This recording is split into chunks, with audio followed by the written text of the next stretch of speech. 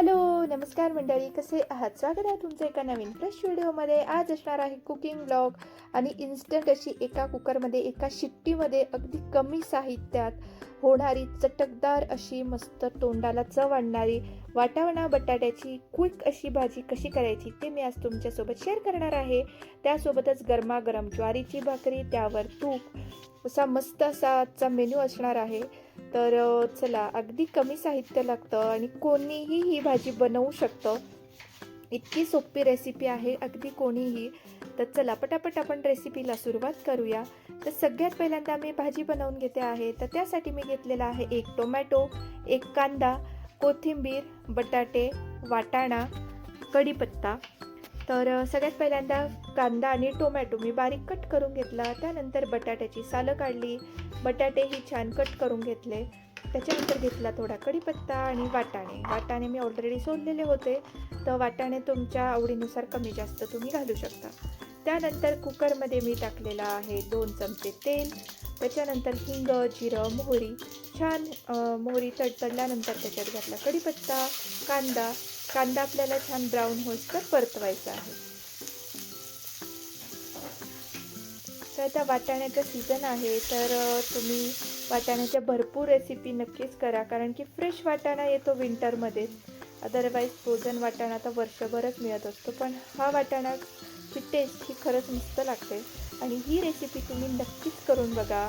तर चला, आता आपला जो कांदा आहे तो मस्त ब्राऊन झाला. त्याच्यानंतर मी त्याच्यात टाकला टोमॅटोही छान थोडासा सॉफ्ट झाल्यानंतर त्याच्यात घातला वाटाणा. त्याच्यानंतर याच्यात अगदी अर्धा ते 1 चमचा थोडंसं ठेचून घेतलेलं आलं, लसूण आणि मिरची याचं वाटण घातलं. त्यानंतर त्याच्यात घातले मी अगदी सिंपल बेसिक मसाले आहेत. 2 चमचे लाल तिखट, अर्धा चमचा हळद आणि 1.5 चमचा कांदा लसूण मसाला. हेही छान अर्धा मिनिटभर परतवून घ्यायचं. परतवल्यानंतर याच्यात घालायचे आहेत बटाटे आणि बटाटे घातल्यानंतर सुद्धा मी हे छान अर्धा 1 मिनिटभर छान परतवून घेतलं. परतवल्यानंतर याच्यात मी साधारणपणे 1 ग्लास इतकं गरम पाणी घातलं. गरम पाण्याने भाजी, खिचडी, भात तुम्ही कशातही घातलं ना की त्याची चव मस्तच लागते आणि खरंच टेस्टमध्ये बदल येतो. तुम्ही नक्कीच ट्राय करून बघा ही ट्रिक. त्याच्यानंतर पाणी घातल्यानंतर थोडी कोथिंबीर घातली मी आणि नंतर चवीपुरतं मीठ. सगळं पुन्हा छान मिक्स करून घेतलं आणि मिक्स केल्यानंतर याचं आपल्याला फक्त एकच शिट्टी काढायची आहे. जास्ती शिट्टी घ्यायची नाही. मीडियम फ्लेमवरती फक्त 1 शिट्टी आपल्याला घ्यायची आहे. तर चला, आपला भाजी होते तोवर मी आता मस्त इथे ज्वारीची भाकरी करून घेणार आहे.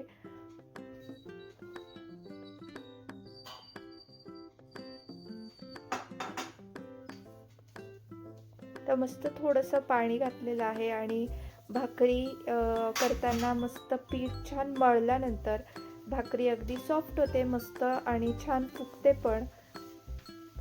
तर तुम्ही बघू शकता, मी अगदी मस्त अशी पाणी हळूहळू घालून ते छान मळत मळत त्याचा एक गोळा करणार आहे.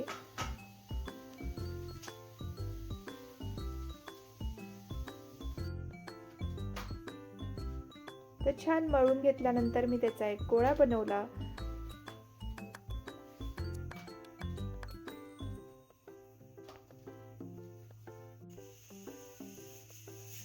वरतून छानपैकी थोडंसं मी पीठ लावलेलं आहे. हे पीठ भिजवताना जास्ती पातळ किंवा जास्ती घट्टही नाही भिजवायचं. आपल्याला साधारणपणे भाकरी थापता येईल या प्रमाणात हे पीठ भिजवून घ्यायचं. याचा छान गोळा करायचा. तर चला, आपली कुकरची एक शिट्टी पण झालेली आहे. आता मी गॅस बंद करते आणि मस्त भाकरी ही थापून घेते. ही अशी भाकरी थापता थापता त्याच्यावर थोडेसे तीळ लावायचे. ॲक्च्युली मी विसरून गेली, त्यामुळे मी थोडंसं नंतर लावते आहे. तर ते नंतर लावल्यानंतर जास्त ते स्टिक होत नाही पटकन. त्यामुळे साधारण आधीच आपण भाकरी थापायला घेतो तेव्हाच छान लावायचे तीळ आणि छान थापून घ्यायची. थापल्यानंतर ती मस्तपैकी गरम तव्यावर टाकायची. वरनं थोडं पाणी घातलं मी. वरचं पाणी, भाकरीवर लावलेलं पाणी आपण ड्राय झाल्यानंतर भाकरी ही उलटी म्हणजे दुसऱ्या साईडने फ्लिप करून घ्यायची.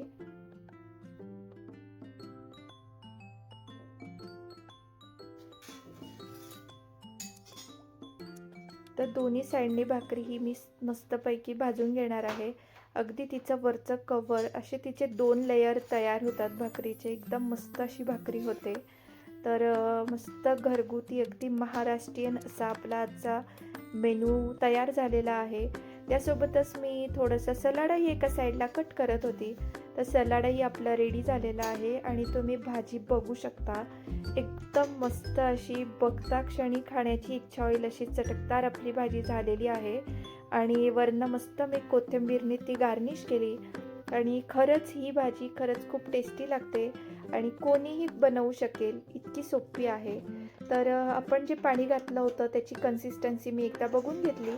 जर का तुम्हाला थोडं पातळ वाटत असेल तर याच्यातलेच 1-2 बटाट्याच्या फोडी अशा चमच्याने स्मॅश करून घ्यायच्या. मस्त ते सगळं मिक्स करायचं आणि आपली मस्तपैकी भाजी तयार आहे. तुम्ही बघू शकता की अगदी 2च चमचे तेल घातलं होतं तरी तरी किती मस्त आलेली आहे. तर सॅलडमध्ये मी थोडा लिंबू, कांदा, काकडी आणि गाजर असं घेतलेलं आहे. त्यानंतर आपली गरमागरम भाकरी, त्यावर घातलेलं आहे मी थोडंसं तूप आणि त्यासोबतच मी घेतलेलं आहे दही. तर दहीवरती मी जे आपले पंपकिन सीड्स असतात, हे ज्या गोष्टी असतात ज्या आपल्याकडनं खाल्ल्या जात नाही, तर त्या शक्यतो मी घालत असते, म्हणजे की आपलं डाएटमध्ये ह्यासुद्धा गोष्टी इन्क्लूड होतात.